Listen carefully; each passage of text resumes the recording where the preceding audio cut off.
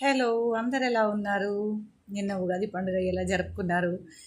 నేనైతే బాగా జరుపుకున్నాను. కానీ ఆడవాళ్ళకి పండగ వచ్చిందంటే డ్యూటీ మొత్తం కిచెన్లని అలసిపోతాం.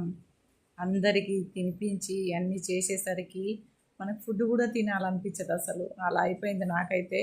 జ్వరం వచ్చేసింది. అంత అలసిపోయాను.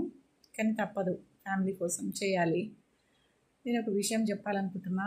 మనం అప్పుడప్పుడు ఫంక్షన్స్కి వెళ్తుంటాం కదా, చిన్న చిన్న ఫంక్షన్స్కి ఫ్యామిలీలో.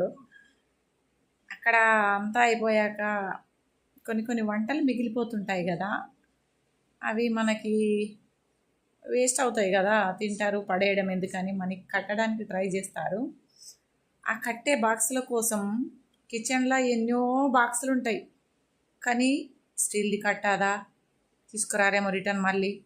మంచి తప్పరు వేది కట్టాలా, మళ్ళీ తీసుకురారేమో, ఇట్లా ఆలోచిస్తారు. కిచెన్లో పోయి ఎన్ని ఉన్నా ఏవో పాతవి తుప్పు పట్టినవి, అరిగిపోయినాయి, కరిగిపోయినాయి, విరిగిపోయినాయితో కట్టియాలని చూస్తారు. అట్లా ఎందుకు? మిమ్మల్ని ఎవరన్నా వంటలు కట్టిమని అడిగారా? కట్టిస్తే మంచి బాక్స్లో కట్టివ్వండి, మళ్ళీ మీకు తిరిగిస్తారులే, ఉంచుకోరు. అది వేలో సొమ్ము కాదు.